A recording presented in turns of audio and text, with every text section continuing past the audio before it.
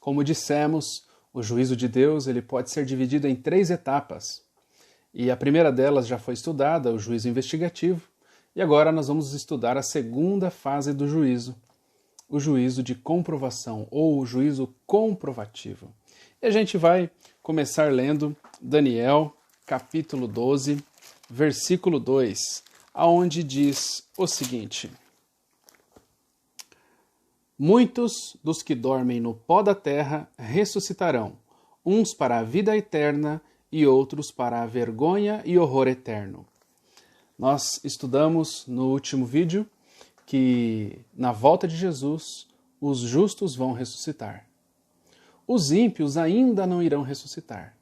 Eles vão ressuscitar numa outra ocasião, mas haverão 2 ressurreições: a ressurreição para a vida e a ressurreição para a condenação da morte eterna. Na primeira ressurreição você tem a vida eterna sendo dada aos justos e na outra ocasião você tem a morte eterna sendo dada aos ímpios. Esse evento está dividido por um período de 1000 anos, desde a volta de Jesus até a descida da Cidade Santa aqui para a terra. Em Apocalipse, capítulo 20, nós lemos no versículo 4 e também no versículo 2 esta ideia, esse ensinamento. Apocalipse, capítulo 20, versos 4 e verso 2. Eu vou até ler na Nova Versão Internacional, que fica bem interessante esse texto. Apocalipse 20, verso 4 e 2. Diz assim: Vi tronos em que se assentavam aqueles a que havia sido dada autoridade para julgar. Vi as almas dos que foram decapitados por causa do testemunho de Jesus e da palavra de Deus. Eles não tinham adorado a besta nem a sua imagem, e não tinham recebido a sua marca na testa e nem nas mãos. Eles ressuscitaram e reinaram com Cristo durante 1000 anos. Versículo 5. Os restantes dos mortos não voltou a reviver até que se completaram os 1000 anos. Então os restantes dos mortos só vão ressuscitar 1000 anos depois da volta de Jesus. Nós vamos passar no céu 1000 anos com Cristo, reinando. Jesus volta, leva os santos, os justos, para o céu, e lá agora nós vivemos com Cristo durante 1000 anos para julgar e para compreender por que algumas pessoas não estão no céu. Por isso se chama juízo de comprovação. Nós vamos comprovar porque muitas pessoas não estão nos céus. Aqui a palavra alma não cabe nenhuma confusão, porque a gente sabe que alma é uma pessoa viva.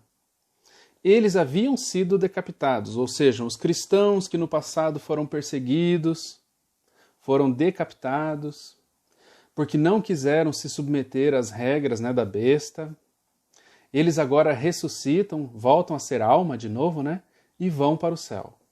E aí no versículo 2 também tem algo importante, que cabe aqui o nosso estudo, que diz assim: Ele prendeu o dragão, a antiga serpente, que é o diabo, Satanás, e o acorrentou por 1000 anos.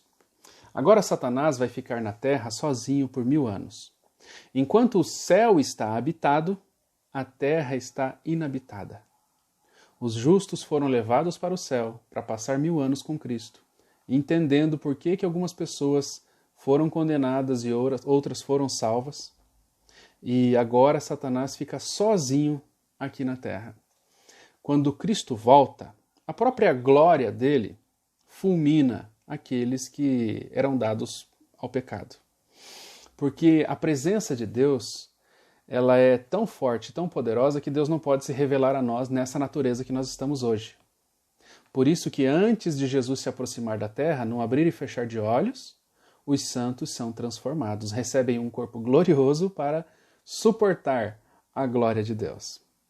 Bom, e aí a gente entende, em relação a isso, que essa terra durante 1000 anos vai ficar deserta. Jeremias capítulo 4, versos 23 a 26 dizem o seguinte: Olhei para a terra e ei-la sem forma e vazia, para os céus e não tinha luz.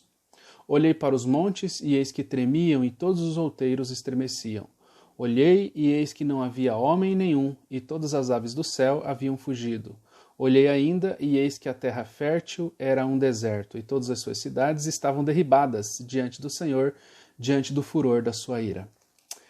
Jesus volta leva os santos para o céu, fulmina com sua glória os ímpios. Satanás fica aqui sozinho durante 1000 anos, sem ter o que fazer, acorrentado por uma cadeia de circunstâncias, não tem a quem tentar, não tem como exercer o seu talento, né, que é levar as pessoas para o mal. E agora nós estamos no céu, averiguando os livros, averiguando os relatos dos anjos que acompanharam as pessoas todos os dias de suas vidas, escrevendo tudo o que fizeram. E nós vamos poder dizer agora para Deus se foi justo ou não o que ele fez.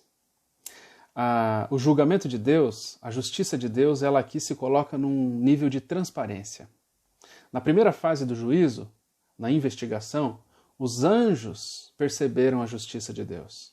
Agora, na segunda fase do juízo, a comprovação, os justos, salvos, compreendem a justiça de Deus. Que Deus tremendo, que Deus maravilhoso. Ele não quer que exista dúvida do caráter dele no coração de ninguém.